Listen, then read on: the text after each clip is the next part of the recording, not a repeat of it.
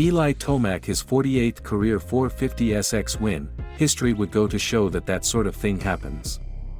But sometimes the unexpected happens, and when those unexpected moments come around, they can really be eye-opening.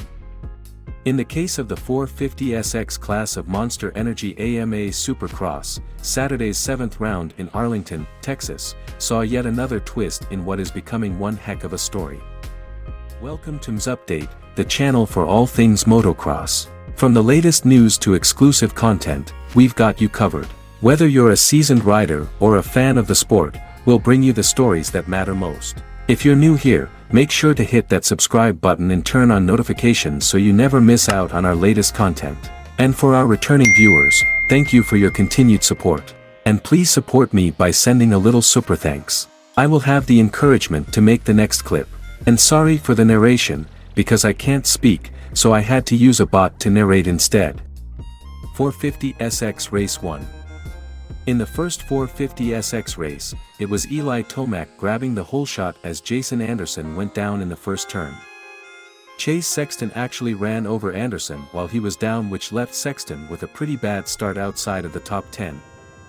Justin Barcia was in third behind Roxanne early on, with Aaron Plessinger and Colt Nichols rounding out the top 5. Tomac was starting to uncork a new line that basically hadn't been done all day, which was outside after the Supercross triple, then double over the start straight into the 3-4-2 in the first rhythm section, and it was helping him pull away a little bit. Sexton's charge forward saw him move around Craig with 8 minutes left to go. Cooper Webb was following Sexton through, and he also made the move stick on Craig the very next lap. Tomac switched away from that rhythm line after an overjump on the quad got a little close, and that allowed Roxanne to start closing back up to him as the Roxanne inched away from Barcia behind him. Meanwhile, Sexton was absolutely flying as he caught and passed Plessinger in the blink of an eye for fourth as he continued to be the fastest rider on the track with 4 minutes to go. Sexton caught Barcia for third with 1.5 minutes left, and the battle commenced. Sexton squared him off after the whoops and tried to block the inside into the next corner, and Barcia just pushed him into the corner and passed him back. Sexton was able to knife underneath him 2 corners later though to make the pass stick this time. Eli Tomac would hang on for the win, just narrowly defeating Ken Roxanne, who was on him the whole way as Sexton made it all the way back to the lead duo but would have to settle for third. 450SX Race 2. Cooper Webb grabbed the whole shot in 450SX Race 2 right ahead of Jason Anderson and Ken Roxanne.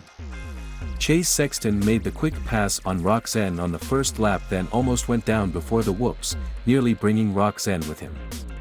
That moved Tomac up to third as Sexton remained in fourth right behind him. Anderson snuck up and made the move on Webb for the race lead on the second lap of the race. Just before the whoop, the battle of the race became a heavy battle between Sexton and Tomac. Sexton caught Tomac around the halfway mark and went to work on making a pass. At first, Tomac did well to respond to the pressure as he continued to keep Sexton behind, but Sexton finally found a way through with just a slightly better run off the Dragon's back to pass Tomac on the inside before the whoops. Jason Anderson would take the victory in 450SX Race 2, and Webb was able to keep Sexton behind him in the end as he held on for second. Sexton rounded out the podium with Tomac in fourth and Plessinger in fifth, just ahead of Roxanne. 450SX Race 3. In the final 450SX race, it was Eli Tomac with the whole shot ahead of Chase Sexton and Justin Cooper. Barcia was in the mix with Cooper in fifth, but Webb messed up the Dragon's back on the first lap and slipped back behind Jason Anderson, who moved up to fifth.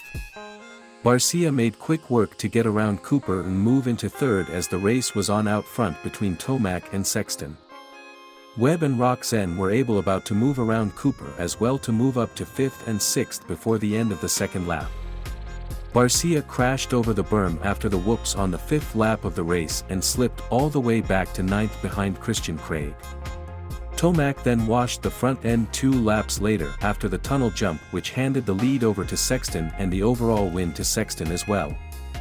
Webb was all over Anderson for second, which could move Webb up to second overall also, as Tomac got up right in front of Roxanne and Plessinger and was dealing with pressure from both of them. Sexton was dealing with lapped traffic everywhere as Chisholm went down right in front of him, and then Harlan held him up bad in the next corner, which allowed Webb down the inside and into the race lead. Meanwhile, Roxanne had gotten around Tomac for fourth, and Plessinger was all over the Tomac machine as well. Cooper Webb would hang on to win the final race and the overall, as Sexton was left to settle for second, and Tomac would end up third overall with a sixth-place finish in the final race. After Webb won the race in Arlington, he was just 2 points behind Eli Tomac, while Chase Sexton was 5 points behind Tomac. Jason Anderson is in fourth place, with 130 points, and Ken Roczen in fifth place with 122 points. Now we roll into Daytona next week, where the 450SX title race is as close as ever, and we finally might actually have a true "the series doesn't start until Daytona" type of year upon us. Daytona is practically Eli Tomac's playground with his 6 career wins there, but who knows what lays ahead with this series. After the chaos of tonight, anything is in play.